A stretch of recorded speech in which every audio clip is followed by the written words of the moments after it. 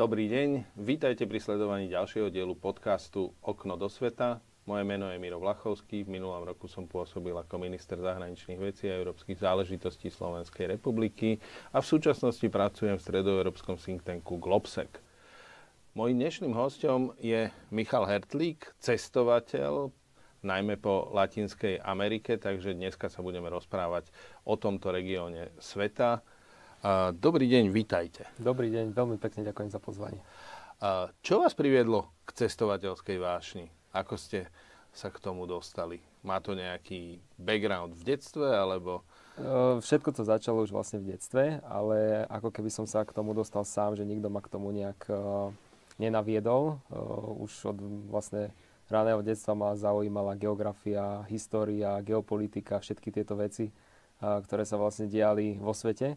A sám som si študoval či už vlastne svet pomocou globusu alebo pomocou nejakých veľkých map. Doteraz mám niekoľko desiatok atlasov doma uložených a sú tam všetky rôzne mapy a typy atlasov a tak ďalej. Takže tá geografia bola naozaj tá moja obľúbená téma a v podstate som sa tým zaoberal. Potom sa vlastne k tomu pridalo aj tie dejiny, história, zaujímali ma tie krajiny, že aké mali pozadie, aké procesy sa počas tých storočí tam udiali a potom to vlastne všetko viedlo k tomu, že sám som sa začal učiť napríklad hlavné mestá, sám som sa začal učiť, ako vyzerajú jednotlivé krajiny, kreslil som si vlajky, dodnes mám tú hrubú knihu s mojimi vlajkami, ktorú som si kreslil a tak ďalej.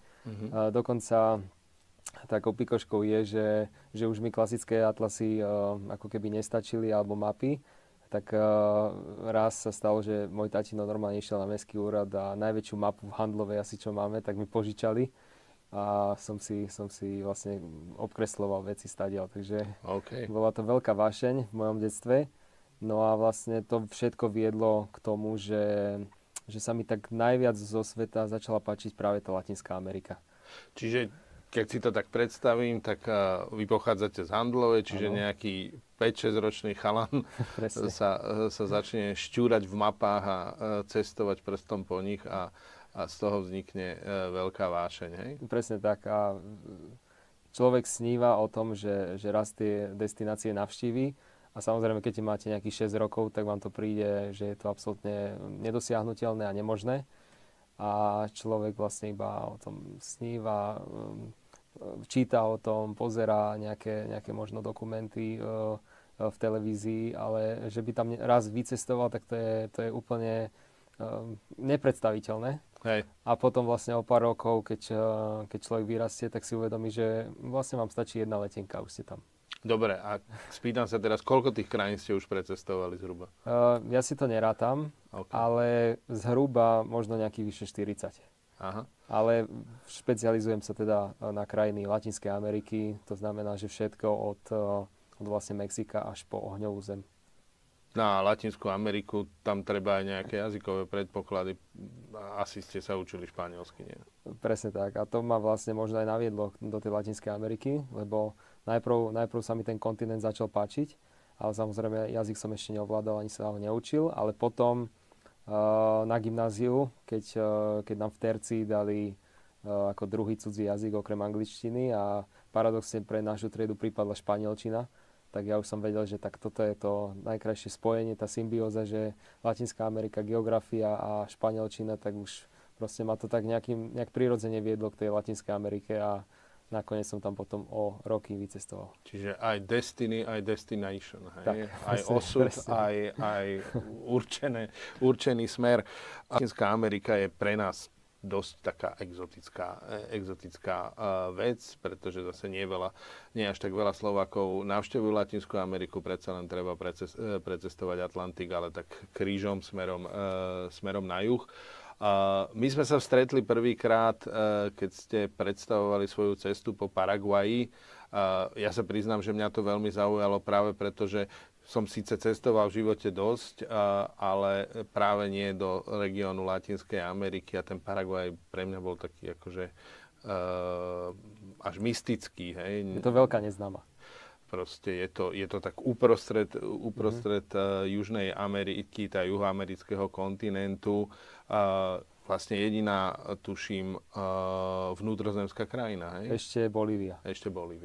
No tak a z toho, čo som čítal o vás, alebo čo som aj počul niektoré podcasty, som pochopil, že vy máte takú opačnú trajektóriu ako väčšina cestovateľov alebo turistov, že najprv tie najneznámejšie veci a potom až k tým skôr známejším. Takže prečo Paraguaj?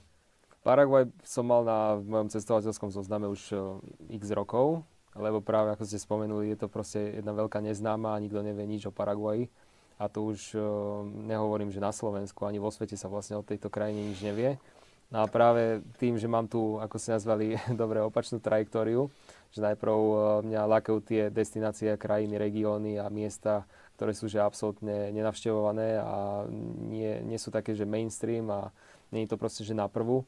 Však môžem dodať, že prvá krajina, ktorú som navštívil vo svete, bola vlastne Venezuela. Takže to bol úplný extrém, keď som mal 20 rokov. No a ten Paraguaj naozaj bol taký, že ani literatúra o tom nie je, ani vlastne žiadne ako keby informácie. Maximálne pár článkov na internete, aj to zo zahraničných nejakých médií. Takže určite bol proste tam a som si povedal, že raz ten Paraguaj precestujem, no a stalo sa to minulý rok, keď som tam strávil presne 100 dní a prešiel som si Paraguaj vlastne skrz naskrz a potom som spravil také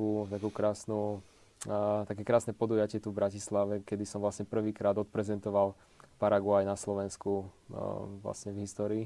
Boli tam aj tanečnice z Paraguaju, keď ste tak, si z Viedne pozvali, že? Ja som pozval originálny folklórny paraguajský súbor a tancovali tam vlastne tradičné tance. Pripravil som menu paraguajskej gastronómie s paraguajskými nápojmi, takže všetko to bolo vlastne o Paraguaji a v podstate som ako keby nepredstavoval, že moju cestu, kde všade som cestoval, ale som sa snažil Paraguaj vlastne sprostredkovať Slovákom z takého uhla, aby si vlastne odniesli nejaké možno že zaujímavosti, pikošky, nejaké záhady alebo nejaké bizarnosti z tej krajiny, pretože niektoré veci naozaj sú také bizarné, ktoré sa tam dejú. Takže možno aj prostredníctvom týchto vlastne faktov a mojich fotografií vlastne ľudia uvideli, že kde som vlastne asi trávil čas. Dobre, ale poďme na začiatok. Ako vznikne taký nápad, že idem do Paraguaja a čo k tomu potrebujete, čo si so sebou zabalíte na cestu a ako vybavujete takú cestu? Každá vlastne tá výbava alebo tá príprava na cestu závisí od krajiny a od času, ktorý tam strávim. Keď som bol napríklad minulý rok ešte pred Paraguajom na maličkom karibskom ostrove Svätá Lucia, išiel som tam na týždeň a pol, tak tie prípravy určite neboli také, ako keď som išiel do Paraguaja na 100 dní. Takže ten Paraguaj som naozaj chystal možno od nejakého 2020-2021. Takže som si postupne ako keby zháňal kontakty.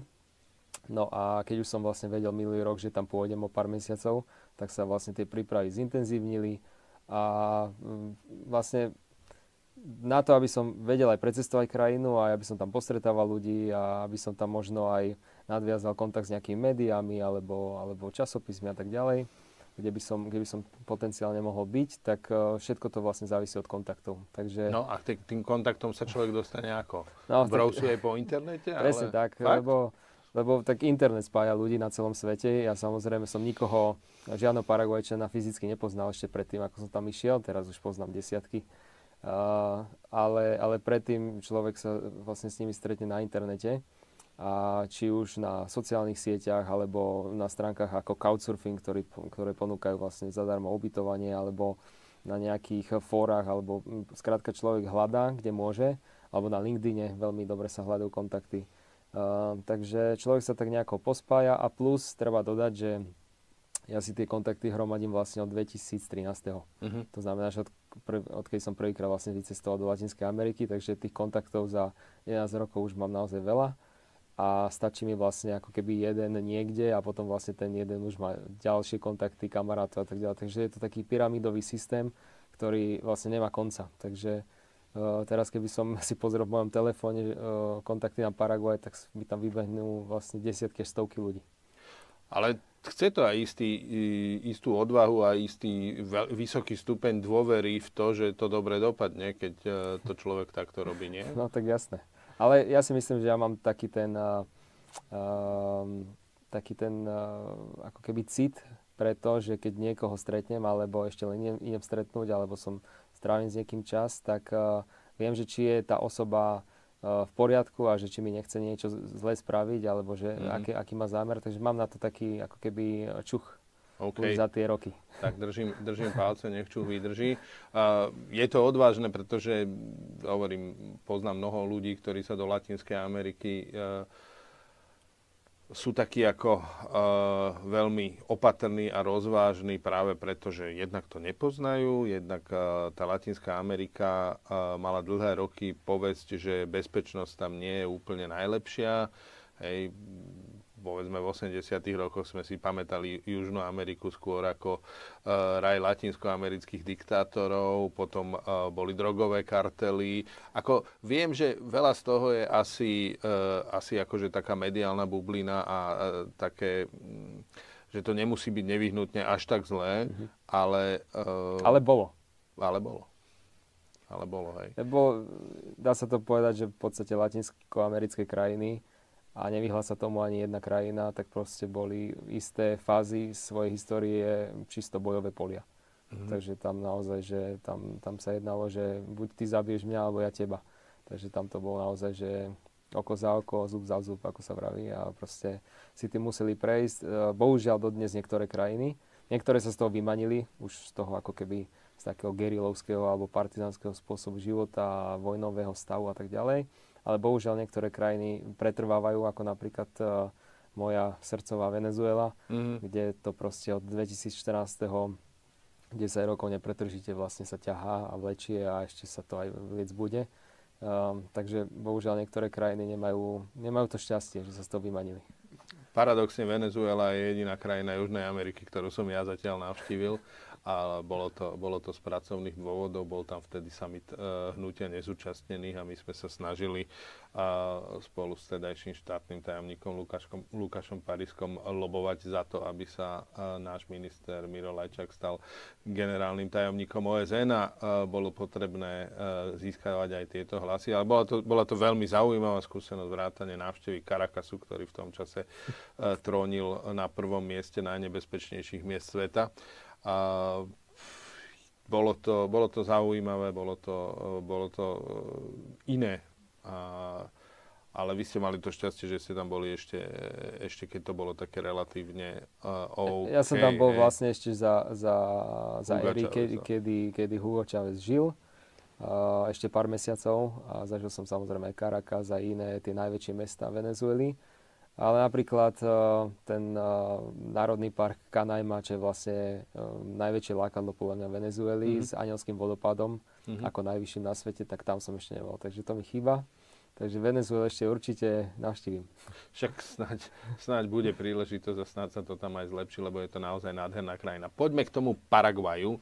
Keby som o Paraguaji nič nevedel, čím by ste ma presvedčili, že tam treba sa ísť pozrieť? Čom je tá krajina zaujímavá? No, treba na začiatok vlastne povedať, že Paraguaj, ja tým, že som si ho celý prešiel, tak aj som potom vlastne tak rozmýšľal, že keď sa ma niekto spýta presne túto otázku, že čo mu poviem, a to som vlastne aj odprezentoval na mojej prezentácii a povedal som, že Paraguaj nemá takéto v úvodzovkách to paraguajské Machu Picchu. To znamená, že v Paraguaji neexistuje jedna tá svetová pamiatka, alebo ten to svetové lákadlo, kvôli ktorému by ste si povedali, tak musím ísť do Paraguaja, pretože tam to je. Pretože keď niekto ide do Peru, tak automaticky ide na Machu Picchu. Keď niekto ide do Brazílie, automaticky ide pozrieť sochu Krista. Hej? To znamená, že to sú také tie veci, ktoré proste vás lákajú, vyslovene nutia ísť do tej krajiny alebo do toho mesta, ale Paraguaj nemá absolútne nič také. To znamená, že Paraguaj má ako keby nemá to svetové lákadlo, tú svetovú atrakciu, ale má viacero takých ako keby maličkých vecí, ktoré keď si pospájate dokopy, tak vlastne vám vyjde krásna krajina. To znamená, že má úžasnú prírodu, V podstate polka Paraguaja, alebo možno aj viac ako polka, je pokrytá prírodou, takže dá sa tam vlastne navštevovať vodopády, jazerá, dá sa kúpať v riekach. A aký charakter má tá príroda? Čo, sú to tropické lesy, alebo je to pampa? Alebo... Paraguaj nemá úplne prales. No. To je zase taká vec, že keď chcete ísť do pralesa, tak do Paraguaj určite nechoďte, lebo tam v úvodzovkách žiadny nenájdete. Samozrejme sú tam nejaké lesy, ale väčšina krajiny je jedna veľká rovina. A ja som vyšiel aj na najvyšší vrch Paraguaja a bol to jak jeden kopček u mňa za domom v Handlovej, pretože mal niečo cez 800 metrov, takže to bolo, bolo to že úžasné, že som na najvyššom akože vrchu tej krajiny, ale vlastne to bolo taká milá prechádzka. A Paraguajčanom som hovoril, že vlastne veď u mňa v rodnom meste mám hociaké kopce okolo v doline a sú vyššie ako 800 metrov, tak sa až neveriacky na mňa pozerajú, že ako je to možné. Ale je to tak. Tak ty tam asi tiež živého Slováka moc nevideli. No, moc teda nie. Všade, kde som vlastne sa pohyboval, tak som mal pocit, že som jediný ako keby zahraničný. Nepočítam teraz samozrejme Argentínčanov, Brazílčanov, nejakých Bolívičanov, okolité krajiny, ale naozaj, že nejaký to európsky turista, cestovateľ, tak napočítal by som asi na jednej ruke ľudí, ktorých som tam stretol. Paraguaj nie je vôbec akože otvorený, respektíve je otvorený akože turizmu a cestovnému ruchu, ale moc tam ľudí nechodí, hej, lebo je proste taká juhoamerická zašívareň a nie je tam proste to gro, že kvôli čomu by ste tam išli. Ale ako som spomenul, tá príroda je úžasná, majú úžasný najväčší vodopád Salto Cristal, čo je vlastne kryštálový vodopád, pod ktorým keď som plával, tak to bolo, aké by na vás padali úžasné kryštály v panenskej prírode. Takže dá sa aj takéto dobrodružstvo tam zažiť. Keď si niekto spojí Paraguaj s vodopádmi Iguazu, čo sú vlastne najkrajšie vodopády Latinskej Ameriky a jedný z najkrajších na svete a vlastne to najväčší ako keby komplex vodopádov, tak to nie je úplne správne, pretože sa hovorí, že keď pôjdete do Paraguaja, a to viaceré cestovné kancelárie robia, tak ako keby, že ideme sa pozrieť na vodopády Iguazu, ale oni nie sú v Paraguaji. Oni sú vlastne na hranici, na prírodnej hranici medzi Brazíliou a Argentínou, čo je niekoľko kilometrov od vlastne hraníc s Paraguajom. Takže vlastne Paraguaj tie vodopády nemá. Ale je taká zaujímavá pikoška z histórie, že keď Paraguaj vlastne ešte predtým, ako zažil svoju najzdrvujúcejšiu vojnu v histórii, v druhej polovici 19. storočia, tak vlastne ešte predtým, ako vlastne bol porazený, tak vodopády Iguazu boli paraguajské. Takže keby sa tá vojna nestala, tak dneska by sme všetci chodili a navštevovali Paraguaj, pretože Paraguaj by mal tie vodopády Iguazu. Ale tým, že vlastne v tej vojne prehral tak, že vlastne až na pár výnimiek kompletne celá mužská populácia vlastne vymrela. A vymreli aj deti, ženy, takže zostalo tam pár percent z celkového počtu obyvateľov. Takže to úplne zdecimovalo celú krajinu. A odkrojili si vlastne z Paraguaju aj Brazília, aj Argentína, aj Uruguay a vlastne všetko im pobrali. Takže Paraguaj... Čiže to bola vojna, v ktorej sa susedia spojili proti Paraguaju. A ho úplne zdrvili. Výsledok bolo, že z neho postupne odsekali. Presne tak. A vlastne zabili takmer celé obyvateľstvo. No, tak dúfam, že toto... Takže na margo toho, vlastne tie vodopády teraz sú tam, kde sú. A ešte aj keď spomeniete vlastne Brazíliu, alebo brazílskú politiku v Paraguaji momentálne, alebo už vôbec nie z 19. storočia, tak sa na vás Paraguajčania veľmi zle pozerajú. No to sú tie susedské vzťahy, to vie byť veľmi špecifické. Je to veľká krivda pre nich. Dobre. Európania ako nás vnímajú? Ako majú vzťah k Európe, vedia o nás, vedia o Slovensku? Paraguajčania, myslíte? Paraguajčania, no. Vlastne Paraguaj, veď to je okrem Indiánov, ktorí tam vlastne pôvodne žili, a ten najväčší indiánsky kmeň Guarani, ktorý tam dodnes žije, a vlastne vďaka nemu sa volá paraguajská mena dnes, tak sa to tam premiešalo vlastne s Európanmi, pretože Európania vlastne prišli v takých troch najväčších vlnách. od konca 19. storočia, potom cez prvú svetovú vojnu a vlastne najväčší boom zaznamenal Paraguaj práve z Európy počas druhej svetovej vojny, kedy tam vlastne utekali nielen tí, ktorí sa vlastne chceli pred vojnou skryť, ale samozrejme aj vlastne z toho druhého ako keby politického brehu. Jasné. Takže ja som bol na miestach, kde napríklad mi hovorili domáci, že tam žil chvíľku Goebbels, alebo bol som na miestach, kde žila Nietzscheho rodina, alebo bol som na miestach, kde žili vlastne poprední ako keby pohlavári nacistov, takže bolo to naozaj zaujímavé. Dodnes si pamätám návštevu jednej takej malej dedinky, ktorá sa volá že Nueva Germania, takže vlastne Nové Nemecko, pretože myšlienka tých vlastne, aj tých, ktorí vlastne utekali, aj nacistov, bola vlastne ako keby založiť nový nemecký štát v Južnej Amerike.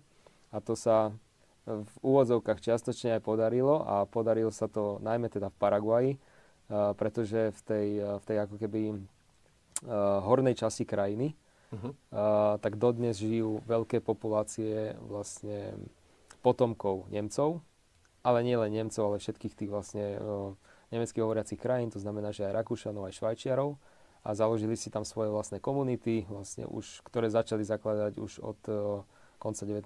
storočia. To znamená, že to nebolo iba kvôli nacizmu, presne tak, ale to už začalo ďaleko predtým. A ja som tie komunity navštívil a sú tam všetky kompletne názvy po nemecky. Miestni obyvatelia, ktorí sa nazývajú že Menonitas, alebo teda po slovensky Menoniti, tak sú všetci kompletne bieli, ako my. Sú to proste, majú krásne blond vlasy, modré oči, sú to proste tá árijská rasa, ktorá naozaj odišla. A tam oni sa iba medzi sebou vlastne miešajú. To znamená, že oni veľmi, veľmi zriedkavo sa zmiešajú napríklad s pôvodným Paraguajčanom, s nejakým Indiánom alebo s paraguajským mesticom, čo je vlastne medzi Belochom a Indiánom. Hej. Takže oni sa naozaj iba, že spolu žijú tam ako keby úplne oddelení od sveta a majú tam vlastné komunity. Hlavné mesto sa volá Filadelfia. To nie je veľmi nemecké, ale dobre. A majú tam aj jedno z najväčších miest, je tam Neuland, to znamená Nová zem. A všetky ostatné tie komunity a dedinky volajú sa, neviem, Osnabrück, Schönbrunn, Kleefeld, Ebenfeld, proste všetko sú to proste nemecké názvy. Okay. A tí obyvatelia, tí menoniti rozprávajú vlastne nemčinou. Takže to je veľký taký bizár a taký zaujímavý fakt o Paraguaji, že nemčina naozaj v tom Paraguaji nie že prevláda, ale naozaj z tých ako keby zahraničných ľudí tak je dominantná. A všade som v Paraguaji videl nemecké vlajky, okrem paraguajskej, lebo je tam aj veľa nemeckých škôl, organizuje sa tam pravidelne Oktoberfest, robia sa tam nemecké piva, praclíky, takže všetko kompletne nemecké. Takže malé Nemecko v Paraguaji, rozumiem. Tak. To, čo mňa prekvapilo na tej večeri, bolo, keď ste rozprávali o národných jedlách Paraguaja a zistili sme, že teda je to vypražaný rezeň. To asi tiež prišlo z Európy a z Európanmi však. Presne tak. Tak donesli si vlastne svoju vlastnú gastronómiu a ju tam aplikovali a miestnym sa to vlastne tak zapáčilo, že to je tam dodnes a na každom rohu vidíte nejakú babku vypraža rezeň. Takže nemusíme sa báť experimentov s červíkmi z pralesa. Nie, to určite nie. Paraguajská gastronómia je fakt úplne skvelá. Ja som si naozaj užíval každý deň, keď som chodil do nejakých reštaurácií. Najviac som mal rád reštaurácie typu buffet, to znamená, že človek príde a nedá si niečo z menu, ale má naozaj že na výber ako keby v úvodzovkách švédske stoly a má tam rôzne cestoviny, rôzne mäsa, šaláty, všetko možné, zeleniny a vie si to proste tak pomiešať, potom si to naváži na váhu a toľko zaplatí. Takže to boli úplne skvelé príležitosti, ako som vlastne mohol ochutnať z každého trošku. A plus treba dodať, že Paraguaj tým, že vlastne je ovplyvnený Európou, tak má strašne veľa dobrých sladkostí. A ja som veľmi na sladkosti, na sladké. Nevyzeráte. Takže prišiel som s nejakým kilom navyše z Paraguaja. na Vianoce domov. OK, ale za tých 100 dní sa asi aj veľa vychodí, že? No jasné, tak ja som tam pešoval každý deň. To znamená čo, treba si zabaliť 3 pary obuvy, alebo ako to je, keď sa človek vyberá na takúto dlhú cestu? No 3 pary vlastne nosím úplne bežne, Hej. ale vlastne každý pár na niečo iné. Mám tenisky klasické na bežné nosenie a potom mám veci, keď napríklad idem na hory alebo do pralesa, tak potom to je špeciálna obuv a potom ešte mám jedny také erárne, keby sa náhodou buď jednému alebo druhému niečo stalo, tak mám stále tie tretie. Dobre. Takže tak, ale potom z tých vecí, ktoré si pravidelne nosím, tak v ruksaku mám samozrejme fotografickú výbavu, to znamená fotoaparát a rôzne nejaké príslušenstva k tomu. A samozrejme pasy, či už náš cestovný pás, alebo aj vlastne pás, očkovací pás, kde mám vlastne očkovania. V mnohých krajinách to vyžadujú. Keď si aj pozrite na stránke Ministerstva zahraničných vecí, tak je to tam napísané, že pri vstupe do krajiny musíte mať ten dané očkovanie, ale mňa v živote nekontrolovali ohľadom toho, ale tak treba to mať. A potom klasické veci, napríklad v Latinskej Amerike je brutálne teplo a ja sa strašne veľa potím, takže musím mať úterák stále pri sebe. Náhradné možno nejaké tričko, spodné prádlo, úplne také bežné veci. Peniaze, nie na veľa miestach v Latinskej Amerike sa dá platiť kartou, takže väčšinou sú to krajiny kešu. Aj napríklad teraz Surinam, z ktorého som sa vrátil, tak tam som kartou zaplatil asi tak 3-krát za 2 mesiace, takže a naozaj to bolo v tých najlepších hoteloch alebo najlepších reštauráciách, tam samozrejme to je OK, ale inak je to proste, že iba cash. Takže treba mať hotovosť so sebou. A v miestnej mene, alebo v eurách, alebo v dolároch? Závisí od krajiny. Niektoré krajiny Latinskej Ameriky sú vlastne dolarizované, to znamená, že národnou menou je dolár americký. V niektorých krajinách je to tak, že môžete zaplatiť aj eurom, aj dolárom, aj miestnou menou, napríklad ako Surinam. A potom sú krajiny kontinentu, napríklad ako francúzska Guyana, ktorá je vlastne súčasť Francúzska. Tam pekne eura. Takže ste v Európskej únii, je tam slovenský signál. Respektíve signál, môžete tam používať dáta ako na Slovensku a platíte eurami. Takže všade je to iné. To znie veľmi dobre. Akí sú Paraguajčania? V čom sú odlišní od nás? Paraguajčania sú veľmi pracovití a sú takí dobrosrdeční. Naozaj si vytrpeli strašne veľa v tej histórii. Mali 2 zdrvujúce vojny, ktoré ich úplne položili na kolená. A dodnes vlastne ešte je tam stále taká nálada, že aj keď vlastne tá posledná vojna, ktorá bola v 30. rokoch minulého storočia, čo vlastne už bude ako keby 100 rokov za chvíľku, tak oni sa za tých 100 rokov, mám pocit, že ešte vo veľa oblastiach vôbec nerekuperovali. Neviem, ako to inak povedať. Nespamätali sa z toho a to už prešlo 100 rokov. Takže oni sú úplne poznačení tým. A ja som mal pocit, že ja som tam bol minulý rok 2023 a naozaj som mal pocit, že vo veľa veciach, ako keby, že ešte len minulý rok, že sa začalo niečo robiť. A ja som sa ich pýtal, čo ste robili tých 100 rokov? A my nevedeli odpovedať na to. Takže to bolo také zvláštne myslenie, ale za to sú samozrejme pracovití, či už na svojich vlastných pozemkoch, poliach a pestujú si veci a musia tvrdo vlastne pracovať, lebo v Paraguaji není veľa takých príležitostí, kde by ste mohli len tak zbohatnúť, takže naozaj musíte tvrdo makať, aby ste niečo mohli. Tak a čo to je? Prevažne poľnohospodárska krajina, venujú sa chovu dobytka. Presne tak. Stejky majú dobré? Stejky majú výborné, dokonca sa súperia vlastne s Argentínou a Uruguayom o najlepší stejk na svete. A to je ťažká konkurencia, musím presne povedať. Tak, ale Paraguaj hovorí, že má samozrejme on tie najlepšie stejky. Ale taký zase zaujímavý fakt, že vlastne veľké percento HDP celej krajiny tvorí hovädzí dobytok. To znamená, že keby nemali krávy, tak Paraguaj je teraz úplne že položený. Takže vlastne krávy paradoxne držia krajinu nad vodou. Takže všade, kde som vlastne bol, či už na vidieku alebo v malých dedinách, tak som videl stáda kráv alebo stáda nejakých proste domácich zvierat a nejakého miestneho pastiera, ktorý ich tam mal na starosti. Sú tam veľmi populárne tie také finka alebo hacienda, že proste je to miestna nejaká farma, kde sa naozaj že chová a spracováva ten hovädzí dobytok a robia s ním rôzne, či už ich predávajú, alebo na mäso, alebo na mlieko, alebo na nejaké iné produkty.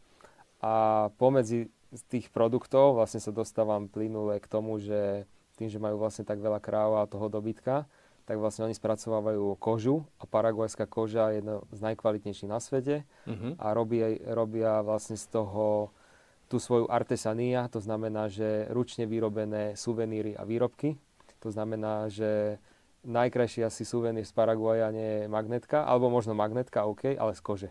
To znamená, že všetko z kože je naozaj, že to je najkvalitnejšia podľa mňa koža, alebo jedna z na svete a naozaj si môžete doniesť všetko od výmyslu sveta. Ozaj, a z tých ciest si nosíte aj suveníry, alebo ako cestovateľ hlavne fotografie? Tak fotografie to je samozrejmosť, ale zbieram aj masky a ja navštevujem aj vlastne tie dielne. Tie výrobné dielne tých lokálnych majstrov.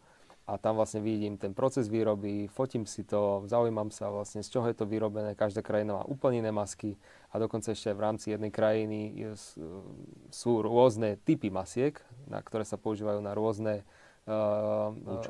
účely alebo ceremonie. Takže je to dosť zaujímavé.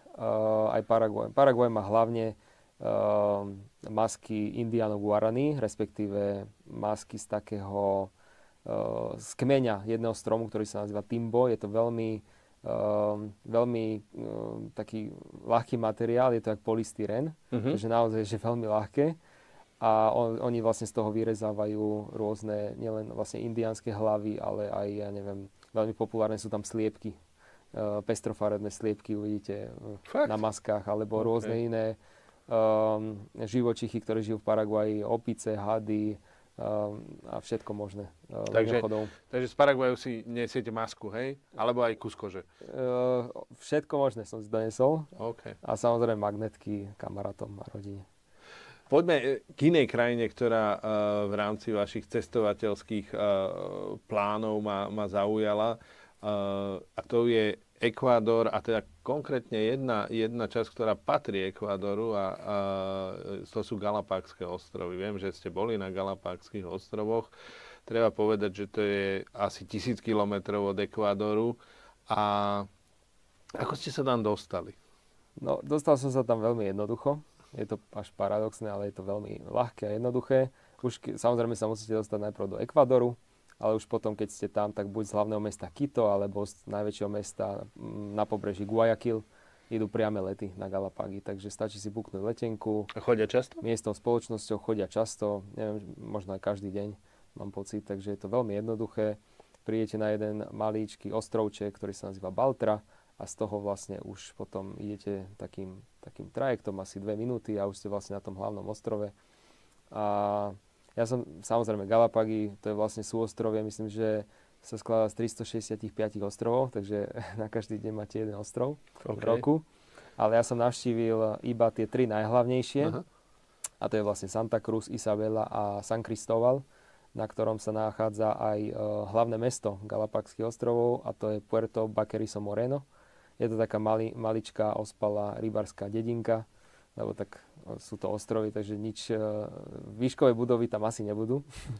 To nemôžete čakať. A je to proste dedinka, tam kde si chodíme oddychnúť od výškových budov. Presne tak. Sú to naozaj, že malé dedinky alebo pár domčekov, okolo možno nejaká reštaurácia, hotel. A aj to na miestny štýl. Nepredstavujete si nejaký hotel Hilton. Ale treba povedať, že navštívil som na tom ostrove Santa Cruz, ktorý sa nachádza v strede, tak aj naozaj, že drahé hotely, kde vlastne chodia či už ekvádorské celebrity si oddychnúť, alebo proste nejakí slávni ľudia, a tam už jedna noc stojí niekoľko stoviek až $1000. Takže to už je naozaj brutálny luxus. Takže nájde sa aj to na Galapágach, a treba vlastne povedať, a zároveň nadviažem, že tým, že sú tam ostrovy a všetko tam treba dovážať, tak všetky ceny sú dvojnásobne vyššie ako na pevninskom Ekvádore. Takže na to sa treba pripraviť, že všetko je tam drahé. No, Galapágy sú dôležité aj z hľadiska histórie ľudstva, pretože síce ich objavili v 16. storočí, ale v 1831. tam zacestoval istý Charles Darwin.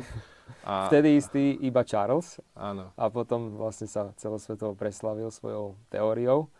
Hej, tam vznikla inšpirácia pre knižku Pôvod druhov a vlastne celú evolučnú teóriu, pretože na tých Galapágoch je iný typ fauny, ako bežne sa stretá. Tam proste žijú živočichy, ktoré inde nežijú. Hej. Presne tak. A tie živočichy, ale aj rastliny sa volajú endemity. A pre divákov spomeniem, že vlastne endemit je či už živočích alebo rastlina, ktorá sa vlastne nachádza iba na tom danom mieste a nikde inde na svete. Takže Galapágy majú dokonca niekoľko endemitov, takže nedajú sa vidieť nikde na svete, musíte ísť skrátka na tie Galapágy. Proste je to tak, ale to je podľa mňa na tomto krásne, že naozaj, že nezažijete to absolútne nikde a musíte tam ísť. A pre mňa sú to najunikátnejšie ostrovy na svete, pretože ja som sa tam cítil ako herec pri natáčaní Jurského parku. Aha. Bolo to úžasné, pretože človek sa prechádza len tak po nejakej prašnej cestičke a musí prekračovať všetkých tých metrových leguánov, ktorí sú tam. Je to úžasné vidieť. Alebo keď sa dvaja samci leguáni len tak začnú byť o nejakú samicu. To je úžasné predstavenie. Tie leguány, to je vlastne taká pikoška, že je to najväčší morský leguán na svete. A morský leguán znamená, že on nežije iba vlastne na suši, ale on vlastne chodí do mora a tam vlastne loví, stadiaľ si získava svoju potravu a potom vlastne ide z mora zase na pláž a tam sa vyhrieva na slnečku. Takže ak chcete vidieť endemických leguánov, treba ísť na Galapágy. Chcel som sa spýtať ale aj na ten Ekvador. Hej? Ekvador je, predpokladám, tiež nesmierne zaujímavá krajina. Je tam tropický prales, nie? Sú tam indiáni. Kvôli čomu ste tam išli? Hej? Išiel som tam precestovať celú krajinu. Aha. Takže to Podarilo sa? Podarilo sa. Takže Koľko to trvalo? 3 mesiace takisto. Aha. A Ekvador je jedna vlastne z najmenších krajín Južnej Ameriky, alebo celej Latinskej Ameriky. Ale tá krajina má že všetko. To znamená, že netreba ísť do nejakej megalomanskej Brazílie, stačí vám ísť do malého Ekvadoru. A okrem Galapagov, ten pevninský Ekvador má ešte ďalšie 3 regióny. A to je vlastne pobrežie s priľahlými nížinami, ktoré vlastne plynule prechádza do najvyšších pohorí, ktoré sa nazývajú Andy. No. A potom vlastne tie Andy plynule prechádzajú zase nižšie trochu, už do amazonského pralesa. Takže v každom tom páse je iné podnebie, iné teploty, inak sa tam dýchá, iný typ obyvateľstva tam je, majú iné tradície, inú gastronómiu. To znamená, že prejdete naozaj, že možno hodinu cez kopec a už je to úplne iné. Takže v jednom dni viete zažiť v Ekvádore nejakých 30 stupňov v amazonskom pralese s indiánmi, zároveň sa potom presunúť do 6000 do And, tam zažiť samozrejme minusové teploty a to bolo vlastne jediné miesto v Ekvádore, kde som sa dotkol snehu, lebo inde nie je. A potom vlastne zídete na tie nížinaté oblasti a na pláž a tam sa slníte na pláži na piesku. Takže je to úžasná krajina.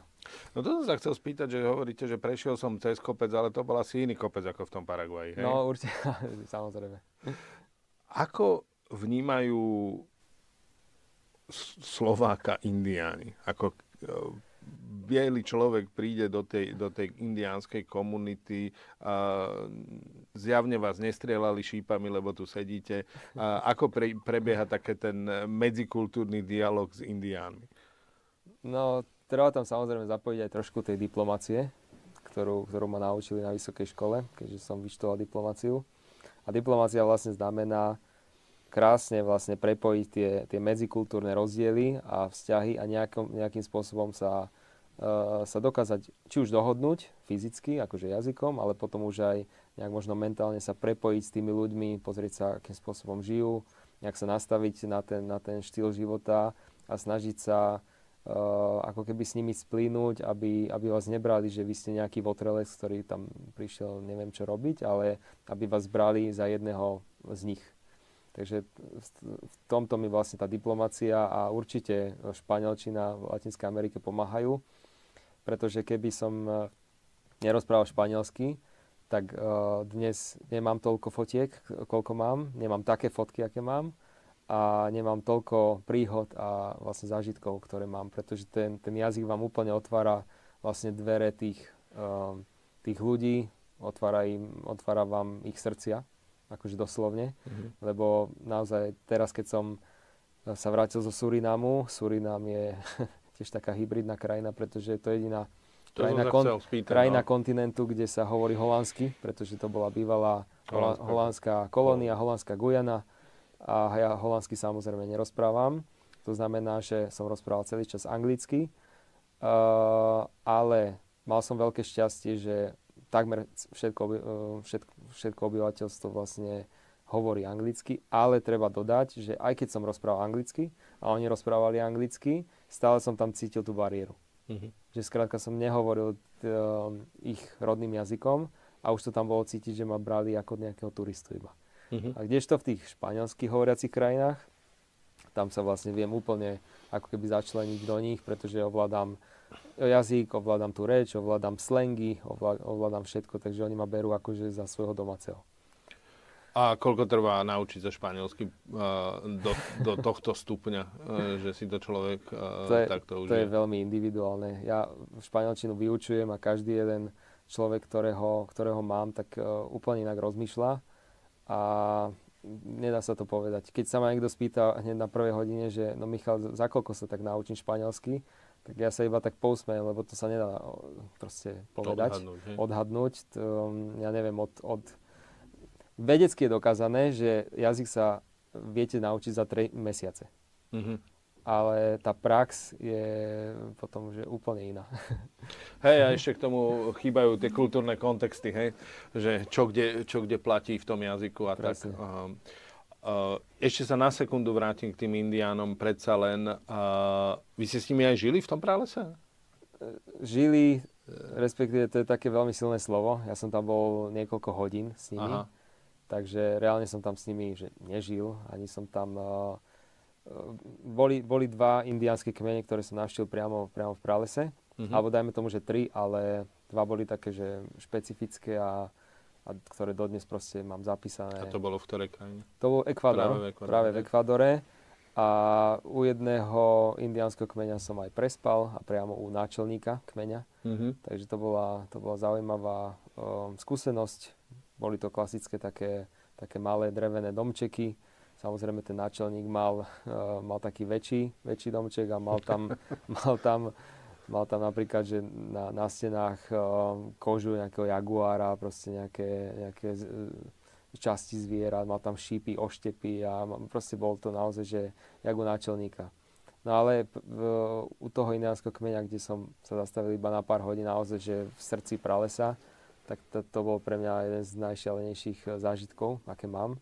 Pretože naozaj som sa im prispôsobil až natoľko, že som sa celý vlastne vyzliekol a oni ma, tie indiánky vlastne pomalovali, dali mi oštep do ruky a proste bol som ako ich súčasť. Takže to bolo niečo, na čo nikdy nezabudnem. A z toho sú aj fotky, hej? Z toho sú aj fotky. No, niektoré nepublikovateľné. Dobre. Tento rok ste boli na Suriname, to už ste spomínali, že ste navštívili Surinam, kde hovoria po holandsky, je to bývalá holandská kolónia. Čím bola táto cesta výnimočná a zaujímavá? Surinam je výnimočný tým, že vlastne drží svetový rekord a ten svetový rekord znamená, že je to najzalesnenejšia krajina sveta. Aha. To znamená, že vlastne má najviac percent, konkrétne 93% svojho územia je pokryté vlastne pralesom. Takže do Surinamu sa nechodí za pamiatkami, za gastronómiou, za takýmito vecami. Do Surinamu sa chodí primárne do pralesa. A v pralese vlastne môžete zažiť prales ako taký. A to znamená, že prechádzať sa proste naskrz prales s mačetou. Keď tam nie je nejaká cesta, tak si ju proste treba spraviť. To znamená, že pozorovať stromy, rastliny, živočíchov miestnych, nejaké malé hmyzy a tak ďalej. Ďalej je to jedna z top krajín sveta, na pozorovanie vtáctva, tropického vtáctva, lebo majú niekoľko desiatok až stoviek druhov vtákov, ktoré sa dajú v tom pralese vidieť, takže je to úžasné prírodné vlastne divadlo, ktoré tam môžete zažiť. A súčasťou pralesa sú samozrejme Indiáni. Hej. Takže indiánske kmene v Paraguaji v Suriname sú takisto prítomné v tom pralese a oni žijú tak roztrúsene v určitých regiónoch alebo na určitých miestach a dá sa k ním proste nejakým spôsobom dostať. Dobre, ale ako sa vyberie človek do pralesa? Asi tam nejdete sám, nie? To by bolo príliš riskantné. Bolo.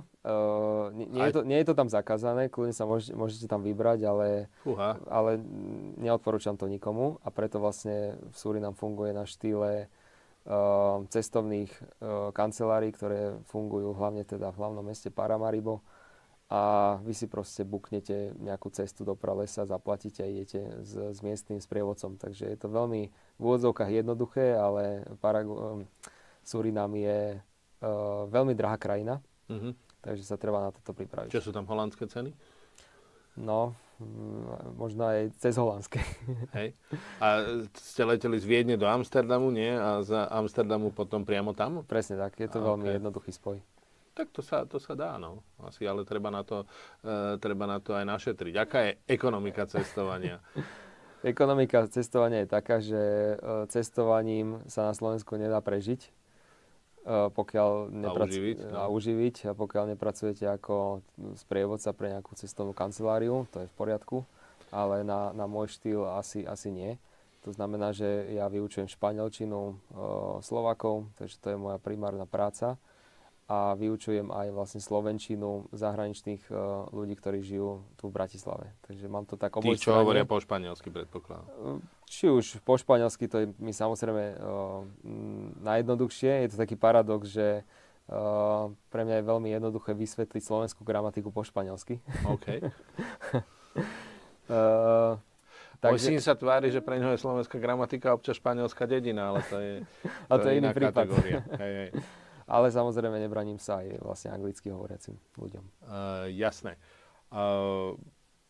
Keby som sa vás pýtal úplne jednoduchú otázku, ako začínajúci turista v Latinskej Amerike, kam by som sa mal ísť pozrieť na začiatok? To je zase veľmi subjektívne. Hej. To sa nedá sa to takto povedať. Ale keď sa ma na toto niekto pýta, a nie ste teda prvý, tak moja odpoveď je taká, že ak chcete zažiť brutálne dobrodružstvo, tak sa proste vyberte tam, kde sa necestuje. Venezuela, Haiti, Honduras, kľudne navštívte také krajiny, ale neodporúčam to na prvú šupu. Ale odporúčam krajiny, kde je naozaj ten cestovný ruch rozvinutý, kde sú proste k turistom prívetiví, kde sa dá dohodnúť na tých turistických miestach nielen španielsky, ale aj anglicky, hoci tí domáci vedia takou lamanou, ale tak tí, ktorí naozaj že robia, robia v turistickom príklad, že niekto má nejaký malý obchodík na Machu Picchu, no tak asi bude vedieť trošku lamanou angličtinou, aby sa tam vedel dohovoriť. Takže odporúčam Peru, Kolumbiu, Brazíliu, Argentínu, Čile. Kostarika je vlastne top krajina Strednej Ameriky so svojimi pralesami a národnými parkami a faunou, flórou.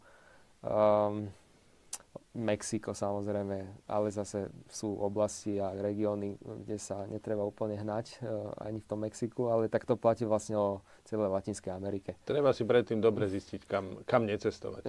Presne tak, kam necestovať. Keď už vám domáci povedia, že no tak tam nejdeme ani my, tak OK, ja tam pôjdem, ale neodporúčam to. OK, jasné. Blížime sa k záveru našej relácie, tak chcel som sa spýtať, vždy sa to pýtam svojich hostí, máte pre nás nejakú odporúčanú literatúru, alebo niečo, čo by sa stálo za prečítanie, vypočutie, čo sa týka tém, ktoré sme dneska preberali? Čo sa týka kníh, tak musím povedať, že ja veľa kníh nečítam, hoci je to možno prekvapujúce, ale proste je to tak. Ja si na tú knihu neviem nejako spraviť čas, respektíve nechcem spraviť čas a není taká kniha, ktorú by som že musím mať a teraz si ju ideme rýchlo prečítať. Preto, čo sa týka, ale samozrejme čítam, to nie, že by som nečítal, ale čítam veci na internete, to znamená, že keď nejakú knihu vidím v PDF-ku na internete, tak tam si ju čítam elektronicky, alebo veľa článkov čítam, hlavne teda zahraničných, lebo v slovenčine a češtine toho moc nie je o týchto krajinách, takže ja sa vzdelávam tak a čítam tak väčšinou online priestore. Ale keby som mal povedať nejakú knihu, respektíve najprv poviem, že tému, ktorá ma dosť fascinuje, tak teraz možno všetci odpadnete, ale je to téma, ktorú nikto z nás by sme nechceli zažiť, hoci sme ju mnohí aj zažili, ale dobrovoľne ju teda nikto nechceme zažiť, ale čítam o nej strašne rád a to je mafia. OK. To znamená, že ja mám strašne rád také vlastne knižky s tými mafiánskymi príbehmi, najmä keď sú vlastne postavené na nejakej skutočnosti, takže to veľmi rád čítam. Samozrejme, keď to čítam, tak si človek hovorí, že v živote to zažiť, samozrejme, ale čítať to veľmi rád čítam. A keby som mal spomenúť jednu knihu, tak je to veľmi hrubá kniha Slovenská mafia od spisovateľa Petroviča. Príbehy písané krvou, takže to odporúčam. OK. A teraz, keď mám spomenúť tie podcasty. To asi, keď si to človek prečíta celé, tak potom už sa tak menej bojí ísť do tej Latinskej Ameriky. Možno je to taká predpríprava dobrá. A hoci je to vlastne smutné povedať, ale to sme tu všetci zažili v 90. rokoch, takže je to tam naozaj že do najmenších podrobností napísané, takže odporúčam tú knihu. Kto má rád túto tematiku alebo nejaké takéto príbehy. A čo sa týka podcastov, nemám nejaký jeden, že ktorý by som stále počúval, ale môžem to povedať tak, že všetky podcasty, v ktorých som bol ja, tak odporúčam divákom.